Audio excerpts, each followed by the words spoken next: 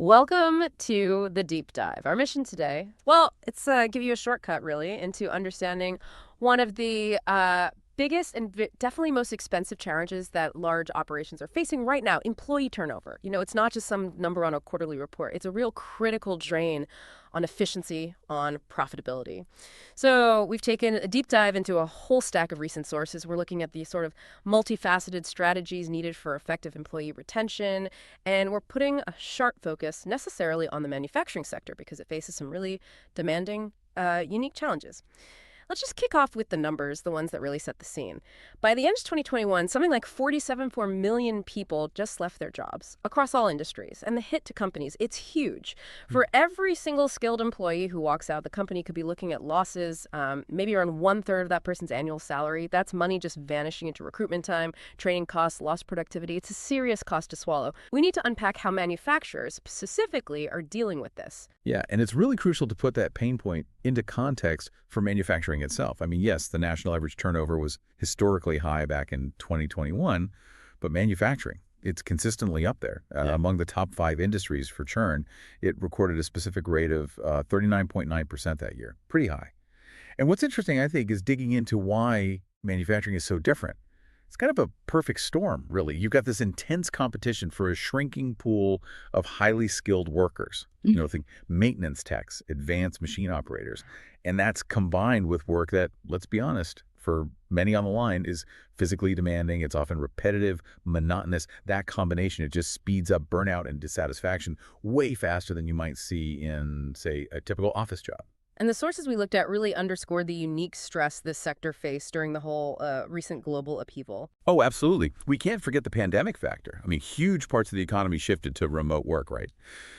But these employees, the ones who are the backbone of production, they couldn't work from home. They had to keep showing up on site, often working mandatory overtime, just trying to keep supply chains moving, all while navigating these really intense, unstable social conditions.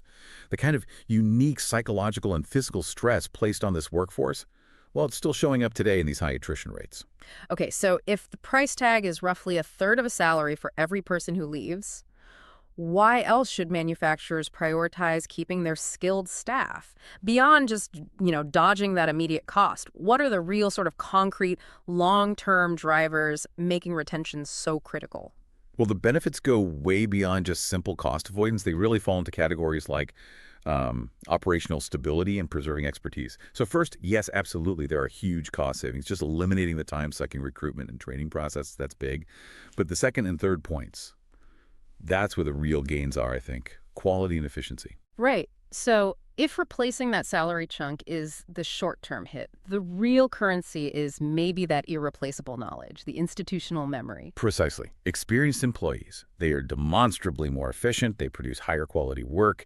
That means better yields, fewer errors, and crucially, they possess that specialized expertise. Sometimes we call it tacit knowledge. And just to clarify that for you listening, tacit knowledge, that's the stuff you can't just write down in a manual, right? Yeah. It's the feel for how a machine vibrates before it breaks down, maybe, Yeah. or those subtle workflow tricks you only pick up after years on a line. Exactly that. That kind of intuitive understanding, it's incredibly hard to replace. So retaining those employees means that deep expertise stays within the company. And that's absolutely vital for long-term strategic success, for continuous improvement efforts. And if you connect this to the bigger picture, well, high turnover acts like a culture drag. It brings in uncertainty, instability. That rapidly dampens the morale of the staff who are still there. Whereas effective retention strategies, they proactively build a strong culture, loyalty, teamwork. When people see colleagues staying, growing, they feel more secure, they commit more. So retention links directly to boosting productivity right across the board. That's a powerful link, isn't it? The goal isn't just stopping the exits, it's about maximizing the performance of those who stay by creating that security. Okay, let's shift gears a bit. Let's talk about diagnosing the leak, so to speak. We know pay is always part of the conversation, but what are the main internal reasons employees choose to leave the manufacturing floor? Especially those things related to maybe management or how they see their future there. Yeah, the core dissatisfiers, they're almost always more emotional and psychological. They tend to revolve around feeling valued and seeing a path forward. So the primary reasons often include things like a lack of engagement and motivation. Employees feel disconnected from the work itself, or maybe more often, just not valued for the really demanding jobs they do. Mm. And secondly, a really critical driver is the lack of visible opportunities for career growth, for development. If the only path forward seems to be just the next shift, well, employees assume their potential is limited there, and they start looking elsewhere for ways to move up. The sources also mention, of course, the factors like poor compensation, inadequate work-life balance, and sometimes just a negative workplace culture overall. And when you're talking mandatory shift work, physically tough labor, that phrase inadequate work-life balance hits differently, doesn't it, compared to someone working at a desk? It really does. And that brings up a key question. How do managers actually get honest feedback about these specific internal problems? The sources really stress that conducting effective exit interviews is important. But just as important, maybe more so, are stay interviews. These provide invaluable insights. They help you diagnose and then hopefully improve on these specific issues. It's probably the closest you'll get to a direct diagnosis of what made that employee feel disengaged or start looking elsewhere. Okay, so we've covered the costs, the diagnosis, now for the solutions. Sounds like we need a pretty detailed multi-pillar strategy here, one that addresses both the sort of physical reality of the work and that psychological need people have to feel valued. You can't just throw money at it and hope it works, right? Absolutely not. A comprehensive multi-pillar approach is essential, and the solutions really need tailoring for that non-remote environment. So pillar one is foundational. Compensation and benefits. You have to offer reasonable, yes, but also highly competitive packages. That includes robust health insurance, retirement plans, competitive salaries. But maybe more uniquely for manufacturing, our sources really stress trying to incorporate flexible work arrangements wherever possible. That's key to staying competitive with other sectors now. Flexibility for shift workers. That sounds almost impossible on the surface. Did the sources give any innovative examples of how manufacturers are actually doing that when remote work isn't an option? They did, actually. Since flexibility can't really be about location, it has to be about time. So this could mean implementing creative scheduling options. Things like compressed work weeks, longer shifts but fewer days. Or maybe extensive cross-training for teams so they have the skills to cover for each other more easily. That enables smoother shift swaps, more predictable time off. Even that small structural change can significantly help with that work-life balance problem. That makes sense. Practical solutions that minimize disruption. Okay, let's move to pillar two, growth and development. Right, investing in an employee's future. It pays off exponentially. For manufacturing, this means training programs focused not just on the current job skills, but looking ahead. Upskilling towards maybe automation maintenance, digital literacy, roles in continuous process improvement. By providing mentorship, clear advancement opportunities, and specifically leadership development programs, you nurture a visible internal pipeline that directly fights that feeling of hitting a career ceiling.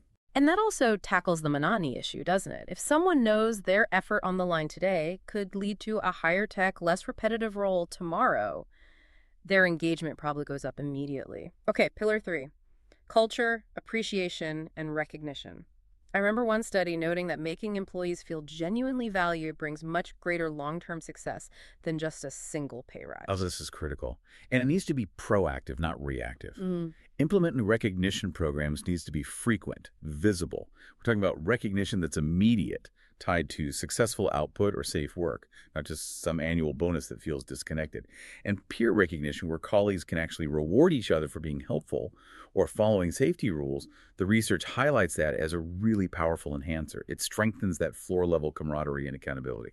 Okay, and rounding out the strategy is pillar four, positive work environment. And this goes beyond just, safety goggles and hard hats. Correct. It's about management actively fostering open, transparent communication, creating a supportive, collaborative setting, and continually promoting that work-life balance. We talked about the shift swaps, the predictable scheduling.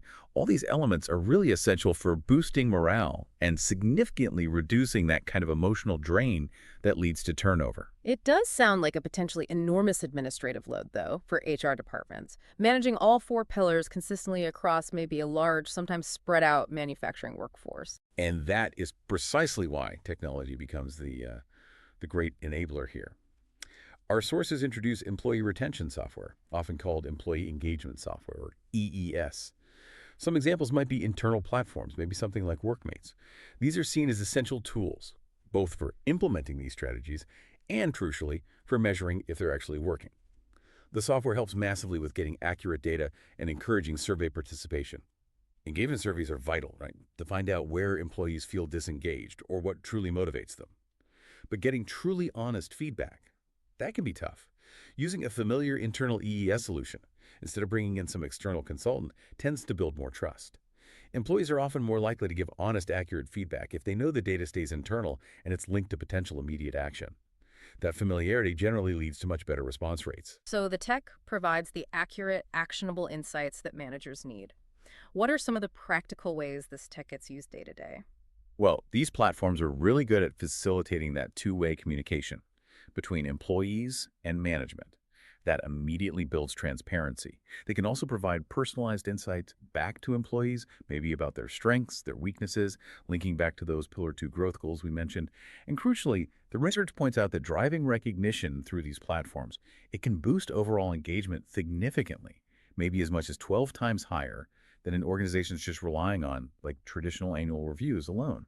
And it's important to see that these specialized retention tools, the EES, they usually sit within a bigger HR technology ecosystem, like an HR cloud system. That larger system handles the core necessary stuff, automated onboarding for new hires, offboarding checklists, tracking paid time off, performance management basics. Simplifying those daily operations frees up HR's time and energy to focus strategically on implementing those four retention pillars effectively. Okay, so synthesizing this whole deep dive, employee retention, especially in these high-stress, physically demanding fields like manufacturing, it really demands a comprehensive strategy. It's got to move way beyond just hiking up wages. Precisely. To get the kind of stability that really drives quality and profitability, the strategy has to seamlessly blend things. Structured professional growth opportunities, frequent and meaningful recognition, a genuinely supportive culture, and crucially, using data-driven insights that you get from tools like employee engagement software. So what does this all boil down to for you, the listener? Well, the success of any retention strategy really hinges on two things: consistency and measurement. While those annual engagement surveys give you useful snapshots, the top companies are now looking more towards implementing continuous feedback mechanisms, running regular pulse surveys. So the provocative thought to leave you with is this: what critical engagement metrics are you checking consistently between those big annual review cycles? How are you ensuring your retention strategies are actually working in real time? That might be your next step to explore.